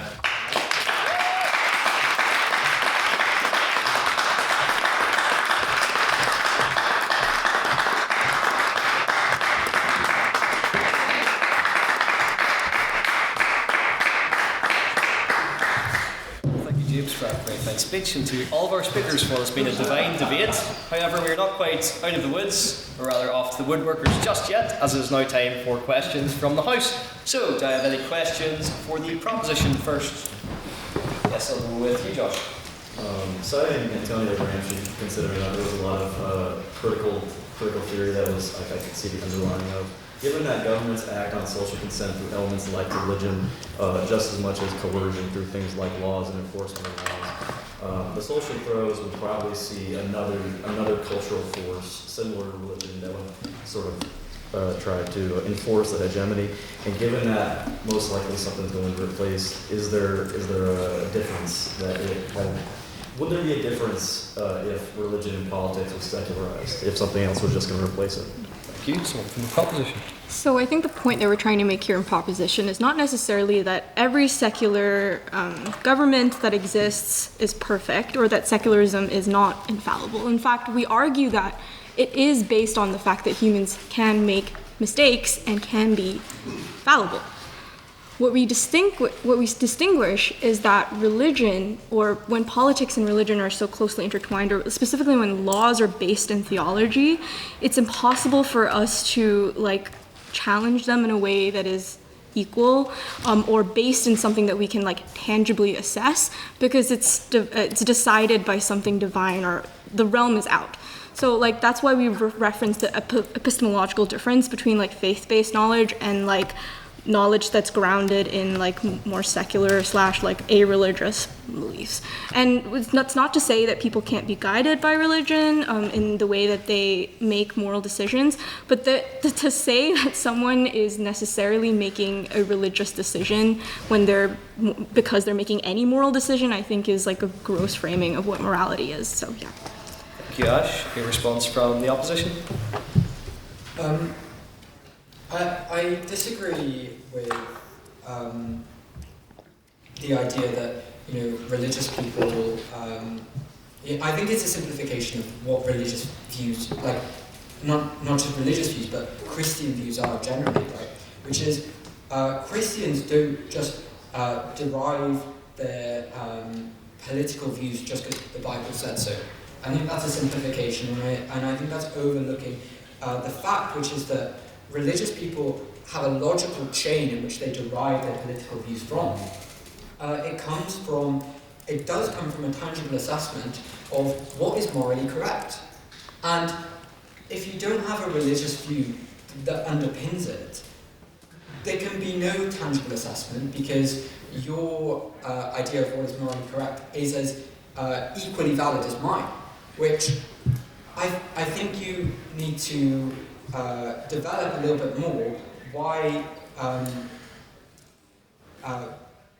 morality and what the right thing is, the hierarchy of what is the ultimate good, right, should be assessed, because it comes from something.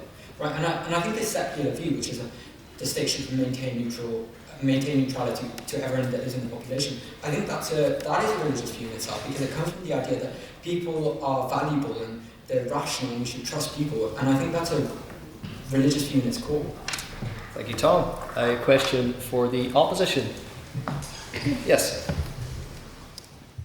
I have morality as an atheist because I was taught that to harm other people, to harm the environment, to harm animals is wrong. If morality only comes from Christian values or religious values because there's a threat of going to hell or the reward of going to heaven if you don't behave in the right way, how does that make Christians morally better at all than atheists? Yeah, I can take this. So it's not a claim that atheists do not act morally or act as moral agents, because of course many atheists are brought up in Christian societies, but we would say that they get a lot of those fundamental presuppositions of morality from the Christian society that goes around them. And that's not the case if you go to societies which were not impacted by Christianity. There's all sorts of things that both an atheist and Christian would look at as abhorrent. But the question we need to ask is, by what standard are those things abhorrent? Are they abhorrent because they make me feel uncomfortable? Or are they abhorrent because there's a God who has spoken on these things and that there's an objective way to know epistemologically what is right and what is wrong? Or is it all based upon preference? If it is based upon preference, then their preference is no better than your preference. Thank you, James. Rebuttal from the proposition. Yeah, I mean, sure, let's talk about Christian morality. Let's ask the Native Americans what they thought about Christian morality when they had their hair cut off and were forced to speak English and their children were taken away from them. You don't need religion to be moral. I agree with what you're saying. I buy fair trade bananas because I like farmers, not because I believe in Jesus. That is my offense. Thank you, Liz. I'll take another question for the proposition if we have one. Yes, James. I think much of what the proposition has said tonight is actually quite fair, and I think there is something that actually underpins all of this, and that is that believers and non-believers alike do value the same things: the common good, the protection of the poor, and indeed benefiting those who are most vulnerable in society. A lot of the negatives of religion was mentioned in this debate, which is quite obvious. But indeed there are many positives also. So if we really do separate religion from politics, for example, worldwide the Catholic Church runs 25% of healthcare facilities. The Catholic Church is the largest non-governmental provider of healthcare and education worldwide. That's not even taken into account the Islamic faith and other Christian denominations. If we do take out religion out of politics, and indeed religious people out of governance making, then we're making a massive, drastic impact, one that is negative on society. And indeed, when it comes to things like education, it was early Christians who founded the early university system, and indeed the non-for-profit hospital system. So if we take those people out of politics, we're all going to suffer in some way. Well, we're not. We're not arguing that we take religious people out of politics as a whole. We're not arguing that when you sign up to become a politician and when you sign yourself into government, you have to sign a paper that says, I don't believe in any faith, I'm an atheist. We're saying that you have to acknowledge that your religious beliefs are personal to you, and that you can't be pushing your religious beliefs onto other people through pushing them into laws or through pushing them into the way that you govern people, and instead that you should govern your people with a view as to, okay, so I can see that this is providing good in this society and this is providing bad in this society, and perhaps your feelings that you want to do good, your belief that doing good is the right thing to do, comes from your religion. And obviously we don't deny that there is a lot of good that Christianity has done, that there is a lot of good that the church has done, but you equally can't deny that there's a lot of bad that the church has done. So if we're just pointing at case studies on either side, we're not going to get anywhere. We can see through secularism that there is a scientific way to prove, okay, this is providing good, this is making my life easier, this is making the lives of the people I care about easier, so I want to push for this, and I want to push for this policy, or I want to push for this law to come into effect. I don't think that, I don't believe in any religion, but I still believe that murder is bad, because if my friends died, if my friends were killed, I would be upset, I would be sad, and that's something that is fundamental, I think, to the human condition. Thank you, Rosa. Response from the opposition?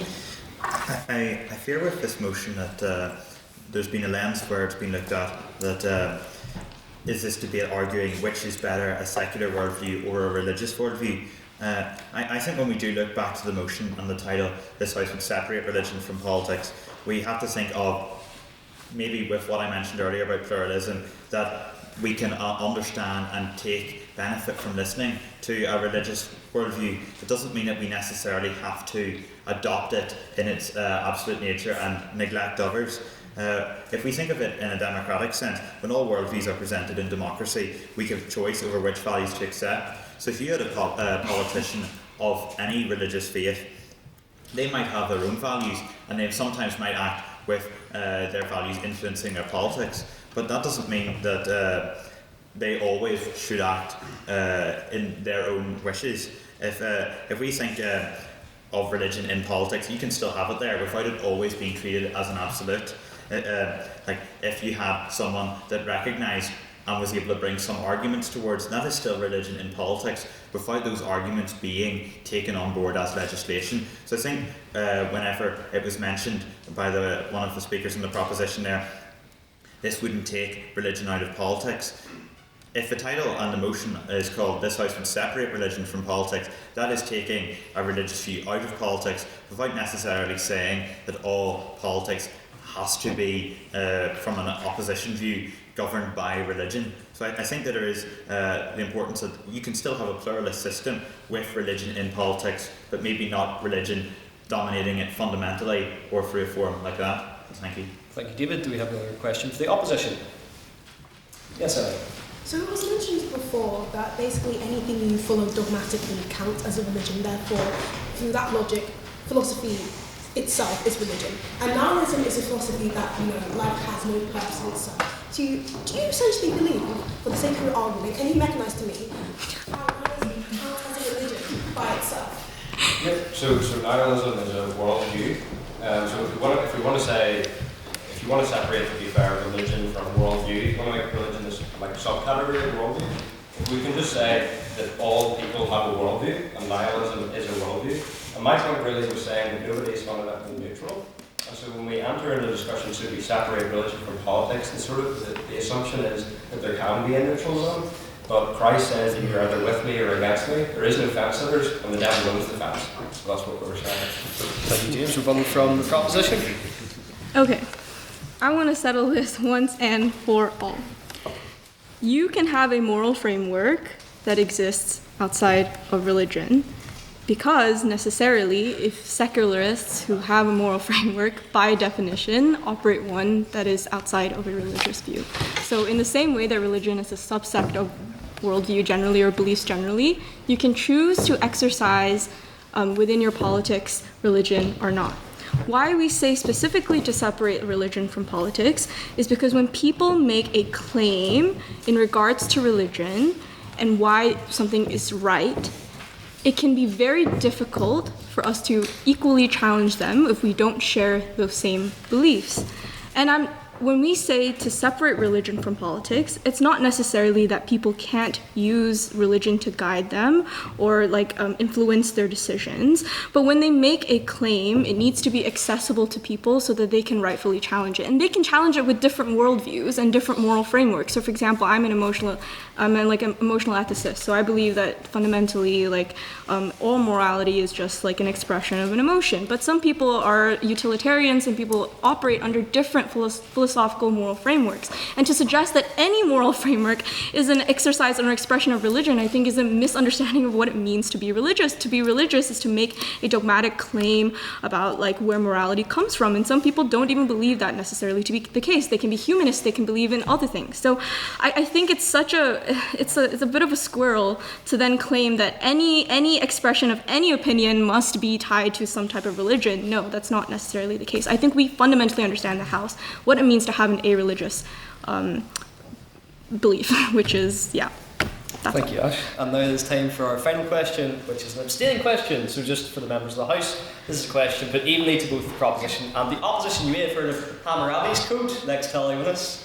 Well, you'll be violating Deveni's code of pay away for an eye and suffer the wrath of my gavel if you do not ask an abstaining question. So I will take one from Cormac at the back there. What do both sides think about the Enoch Burke situation? Interesting. I think that Enoch Burke is firm in his beliefs, and that is something to be admired. You know what? He has beliefs, he believes in them, that's so fair, and he's allowed to do that. He's allowed to have his beliefs. For me, the issue comes from the fact that Enoch Burke then was fired, continued showing up to this school, got a restraining order, continued showing up to this school with underage, like minors. You know, it's a school, it's a primary school, so this old man is showing up to this school. He's protesting, he's disrupting their day-to-day lives. He gets a restraining order. That's so fair. That is I think a good decision on the part of the school to make sure that this man is not hanging around creepily outside this school, whatever his beliefs may be.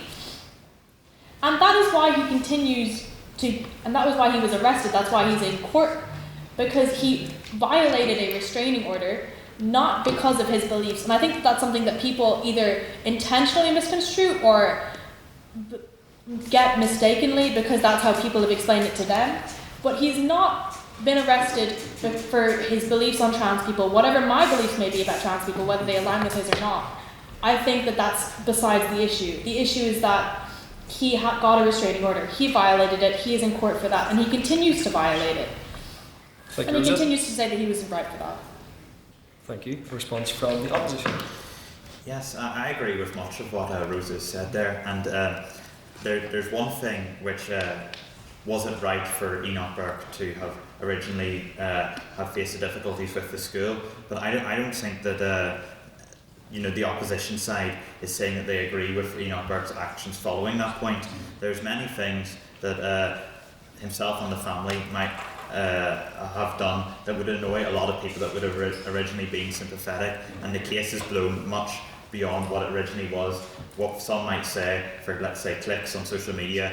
And if you actually look into it, many people that might share many of Enoch Burke's views on gender and things like that have been put off by his behaviour. Let's say the protests outside the Free Presbyterian Church, people that would be naturally aligned to him. So I don't think that you can still support a role, a place, a witness for religion in politics, have that view around the table, but you can also recognise where it might be seen that Enoch Burke or the wider Burke family is doing actions that you disagree with, and I wouldn't be in support of all that they are doing.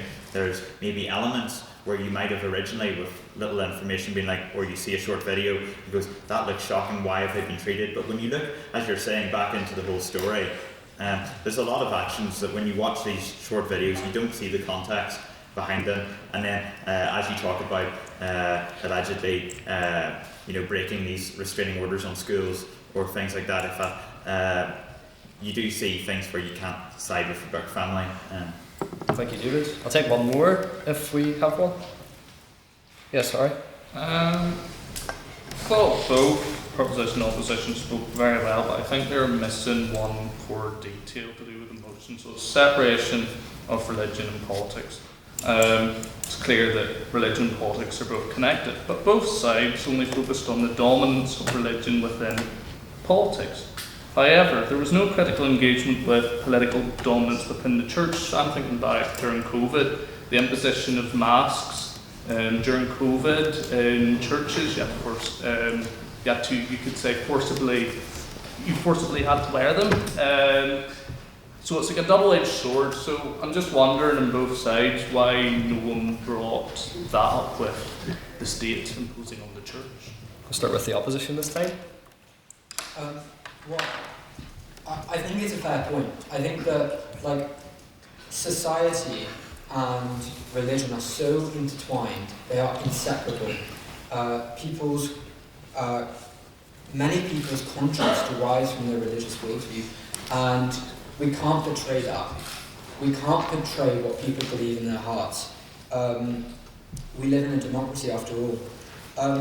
And so if one side of the house might say, well, we believe in separating religion from politics, so separating the imposition of morality, which is a derivative of religion, on people through the law, saying that we must also say that the imposition of the state's secular view on the religious institution is also wrong.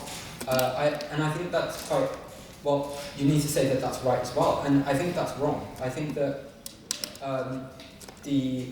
our societies should allow religion and politics to coexist, to work together, to inform one another.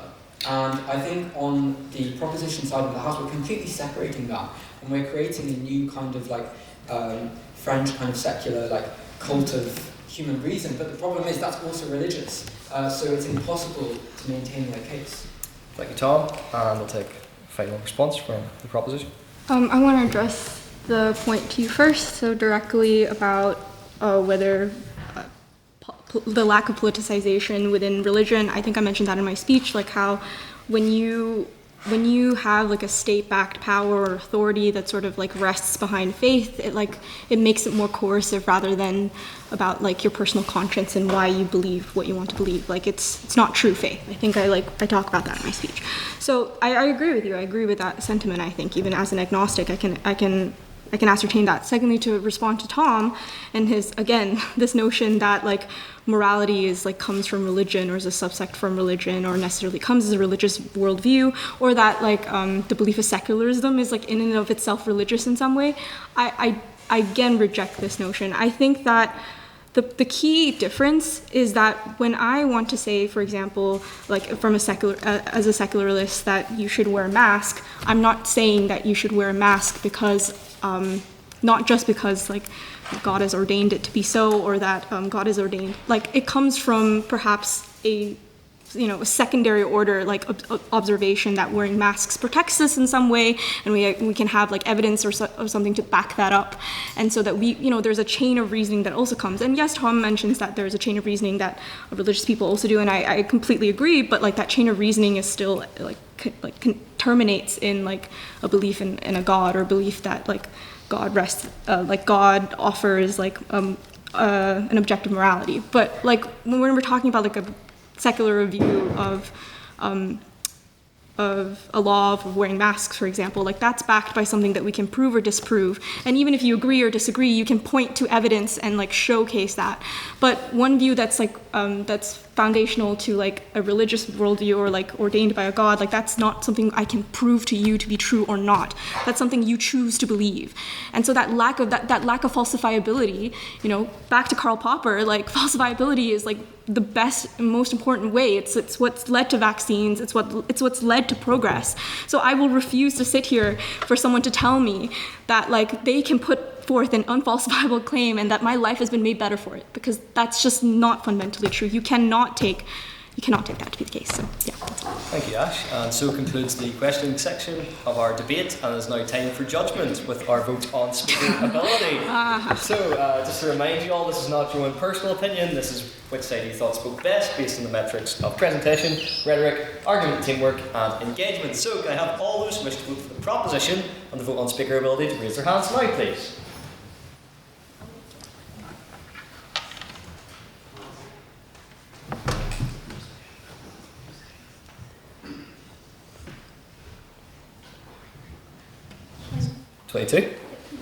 And can I have all those who wish to vote for the opposition for the vote on speaker ability to raise their hands now, please?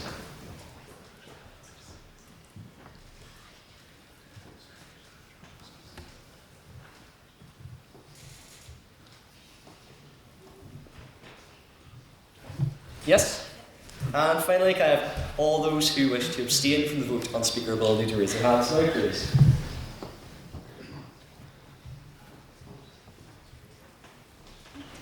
Madam Vice President, may I have the results from the vote on speaker ability, please? Yes, with 22 votes for the proposition, 20 votes for the opposition, 8 abstentions. The proposition takes it and the motion passes.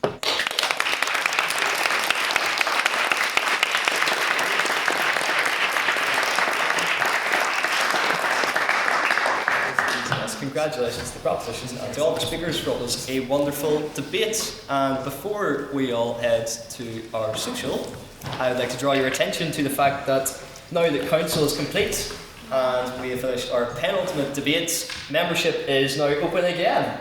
And we have a range of socials, debates and events still to come up. We are very much going out with a bang for the 177th session. But don't just see your purchasing of membership as a way to be a member of the 177th session and enjoy all of those great perks which my fellow members of council will elaborate on, but very much see it as a donation for the future, a donation for the 178th session, a great way to get behind them and show your support, because that £5 goes a long way in funding all the IVs that we go to, which many of you have enjoyed yourself, which goes to the great events that we host every single week, and which goes to the weekly Literarific experience. So please do make sure to buy a membership for the 177th session if you haven't already, and to talk to you about all those great perks and all those great events, debates and socials we have coming up. I would like to expand to council announcements if we have any.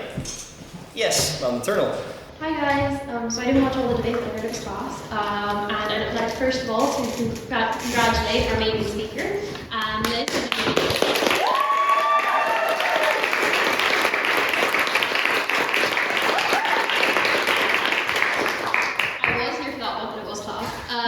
But I have to get food, so sorry for my own professionalism. But yes, so we have a debate next week. It is our last debate of the year, which is kind of crazy. It's gone very quickly. It's this house called Revolt. Low-key, it's kind of full, but in terms of speakers for next week. So I'm reminded of the decision we've made based on the sign-ups that are kind of already there, because that's the highest amount of interest we have. But if you really are desperate to speak on that debate, you can come to me and argue your case for being on that debate. But to be honest, the decisions are kind of made based on the sign-ups that are there, but there's still some wiggle room. But yeah, that's basically it. I'll give a proper announcement next week, but yeah, hopefully everyone can come. I know everyone's busy with exams and stuff, but please come next week. It's our last debate semester. It should be good fun, and I'm kind of fried, so I'm going to stop speaking, so that's it.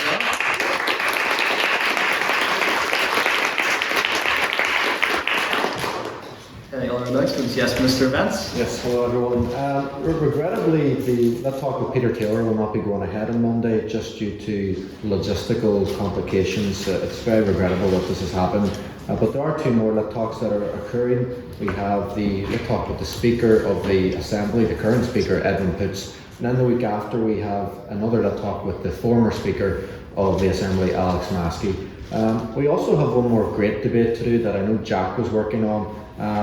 Perhaps in the next few days there will be something announced about that. I would ask you all to keep your eyes open on that front, but all will be announced quite soon. Thank you. Yes, please join us for those events, and that reminds me as well, there's a QR code at the back, so keep posted on our socials for not just the events that we have coming up, but there are also socials and potentially some collaboration debates with other societies on the horizon. Madam Vice President? Yes, alright, so including that next week is our last chamber debate. Next week is also the final debate of the Munro Campbell Women and Gender Minority Subcommittee. It is taking place on Tuesday, I believe probably in the 7th again, yes, at 7 p.m. And it is the motion, this House believes men just can't get it done. So what the it is, you decide, but you can sign up through the QR code. There's an interest form. Please sign up, because I don't want to turn anyone away from speaking. If you want to come and speak on that debate, come to me as well if you have any questions or anything. But it should be a really fun one. It'll be really fun. And it's a great way that because Revolt is low-key, this house of Revolt is low-key kind of full. If you're a woman or a gender minority that really want to speak before the year ends, it's a great way to give you the opportunity to speak. So, and everyone should come and watch. They're really fun. I've reiterated it many times, but it's open to anyone to attend. You don't have to be a woman to come. But yes, and there might be a possibility of having, I haven't told you this yet, but of having a guest speaker talk, not next week, but sometime in the future as well, which we discussed once before, but I did not follow you up on. But anyways, it should be fun, and keep an eye on the socials for that, please. Thank you. Thank you, Ray.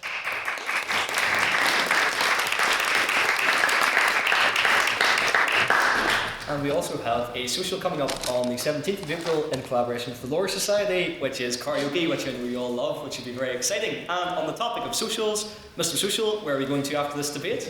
We're going to libraries after this debate. Yes, so as always, if I get up speakers to the front, council to stay behind and set the room, and I will see the rest of you at libraries. Meeting adjourned.